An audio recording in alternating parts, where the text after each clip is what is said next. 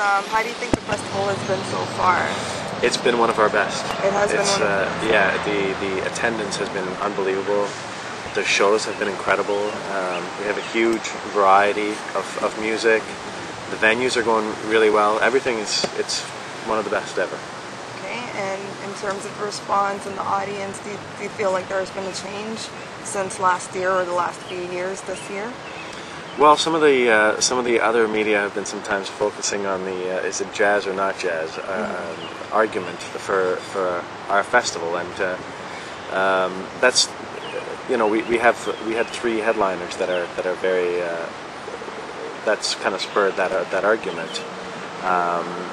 However, a lot of the jazz fans, all the jazz fans seem to just love it, and it's allowed us to do a few other things with respect to jazz that we really like. For example, put some of it indoors where the listening situation is much nicer, and we're not as worried as getting the numbers for those shows, because of the headliners that we picked. So it's allowed us to do some programming things that are better for the music, better for the experience. And also we have a late night series that's just been getting better and better, and that's been drawing a lot of young audiences as well. And we're still very conscious of making that programming from a jazz point of view as well. And the quality of it. It's all about really the quality of music that we're very concerned about. Now, we hear all the time that jazz has a loyal audience. Yes. It is a loyal audience, however, it's not as widespread, so to speak. I mean, there is a big group of people out there who will come out to the festival, who are into jazz, listen to it, also perform and play the music. How do you think that could be changed so that it could be brought more mainstream or reach out to a more widespread audience or listeners?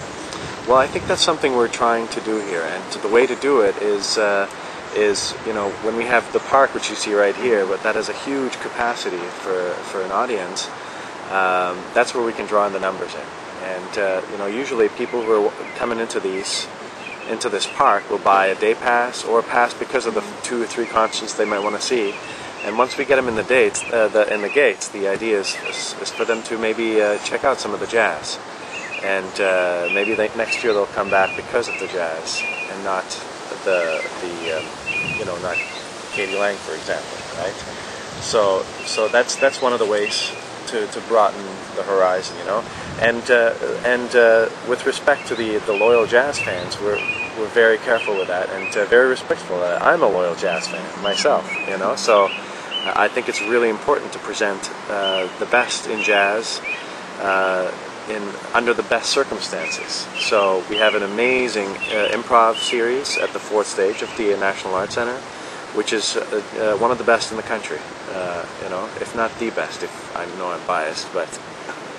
Now, I do know that the Jazz Festival in Ottawa is one of the biggest musical festivals in Eastern Ontario. Very popular, people traveling from all over the place just to come visit and watch people perform. Anything, now that you are in this position, anything different that you tried to do to maybe improve, or not just to improve, just maybe something new that you were able to bring in, something refreshing for the people who have been attending consecutively? Well, I started in January, so it's been it's hard. The organization is working really well, and it's hard to make abrupt changes.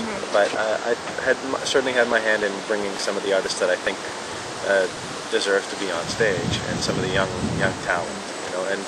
And I think for the future, the key is to go with the times and just think about quality. That's one of our big things. Is to program really quality acts, and things like authenticity is good, forward looking, and all that kind of stuff, if that makes any sense. Well, somewhat. No, it does, I'm just joking. But you mentioned that you had a hand in bringing in some young talent out, and certain artists, so do you have any examples? Or? Well, for example, like Jacek Kochan, he's a Canadian-Polish artist who's bringing Seamus Blake, who's a famous Canadian living in New York.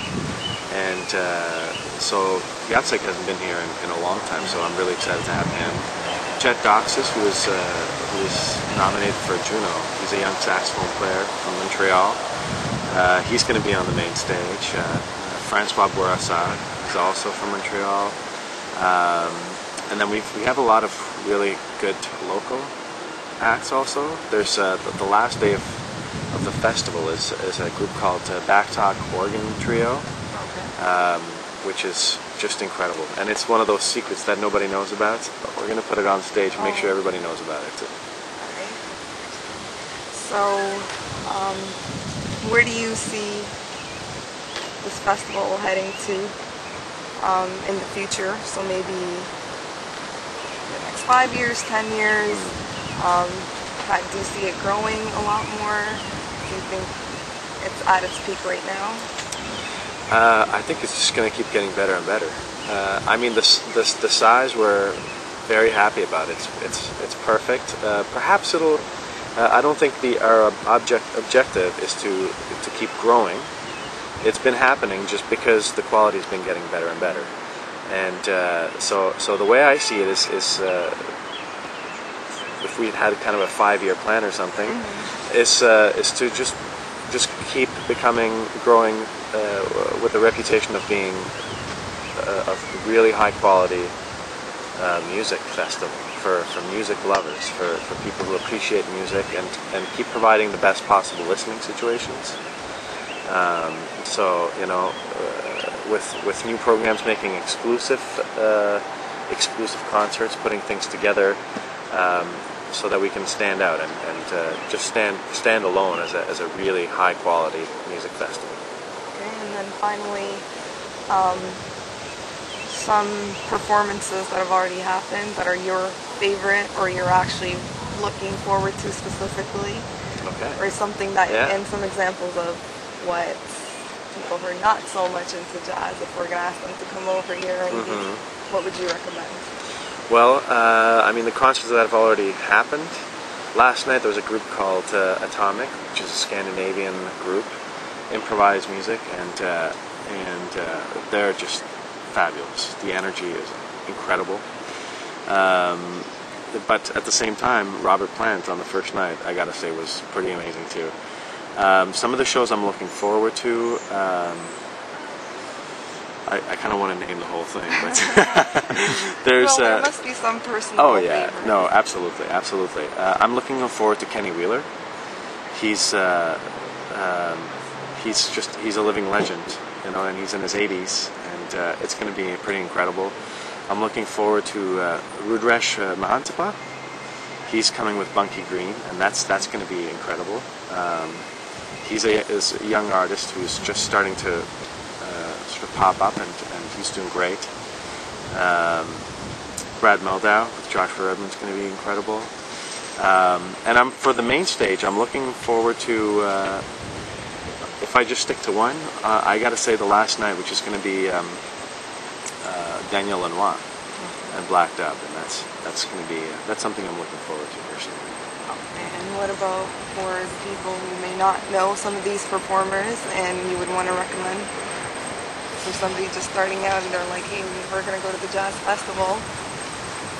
Well, Daniel Lanois is going to be great. Yeah. Chick Corea, Return to Forever, that's a pretty good introduction to jazz as well. Bela Fleck and the Flecktones, if you like more of the bluegrass meets jazz, that's something you might be interested in. If you're maybe a little bit more into a dance vibe, late night kind of thing, we have our OLG tent, which has 10:30 shows, and Shugelnifty, that's something that's coming up, which is a Scottish kind of folky dance group. Oh, okay. We had Shad last night, which is a Juno-winning hip-hop artist. He definitely turned up the party. So there's something for everybody. Something for everybody. Yeah. All right. Well, thank you very much. It's a pleasure. We really appreciate you taking out the time, and we're looking forward to some more times at the Jazz Festival. Great. Thank you. Thanks for having me. All right. Thank you.